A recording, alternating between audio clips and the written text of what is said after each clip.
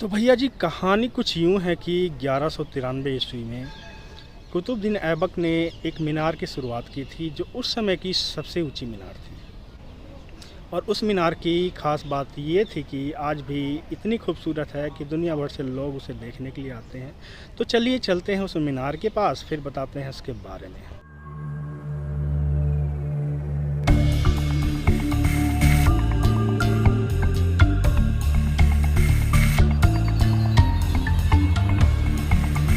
अब जलजला आया तो अरबी में जलजले का मतलब भूचाल। तो कई बार टूटी है, थोड़ी थोड़ी 4 बार। तो 120 साल पहले एक अंग्रेज आया, उसको बताया कि भैया कुतुब मीनार का ध्यान रखो।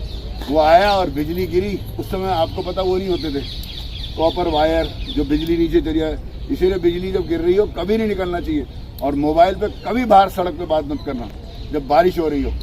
अभी 6 दिन पहले आगरा फोर्ट में किले के बाहर पाटिल महाराष्ट्र की फैमिली थी, 14 साल का 12 साल का बच्चा था, और पाटिल साहब का फ़ोन आ गया जैसे किले से बाहर आए तो बॉम्बे से। अब उनकी बच्चे देख रहे हैं, हाँ हेलो बारिश खूब हो रही। वो एकदम बिजली गिरी, सीधी मोबाइल पे आई, वहीं मर गए।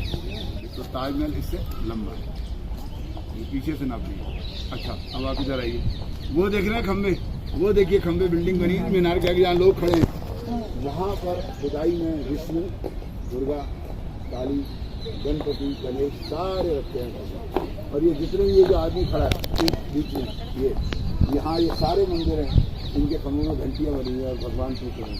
तो वैसे तो मैं यहाँ कई बार आ चुका हूँ, कभी पिकनिक पर, कभी दोस्तों के साथ, कभी पेरेंट्स के साथ और कभी रिश्तेदारों के साथ। मगर जितनी बार भी आया हूँ मज़ा उतना ही दुगना हो जाता है।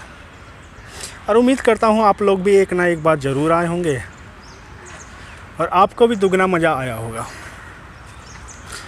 तो अब बात आती है कि आप कुतुब मीनार के बारे में कितना जानते हैं। अगर जानते हैं तो बहुत अच्छा, अगर नहीं जानते तो हम हैं ना आपको बताने के लिए।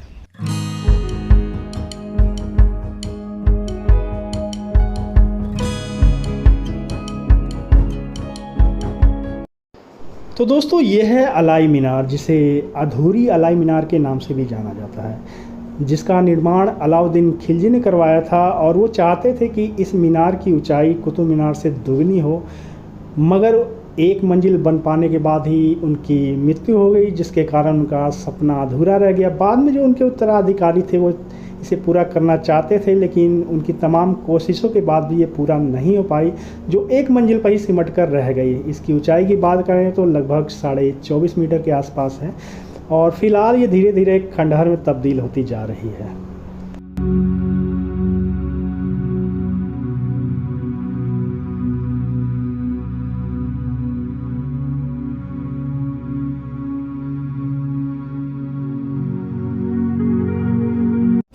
तो भैया जी, ये है सुल्तान इल्तुतमिश का मकबरा। आप देख सकते हो, बहुत ही खूबसूरत है, और इसे उन्होंने अपने जीवन काल में ही बनवाया था।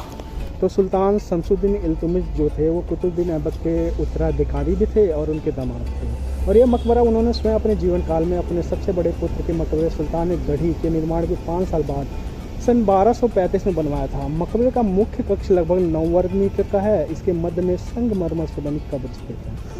तो चलिए आपको दिखाते हैं अंदर, और अंदर का सीन आपको कुछ इस तरीके का नज़र आता है।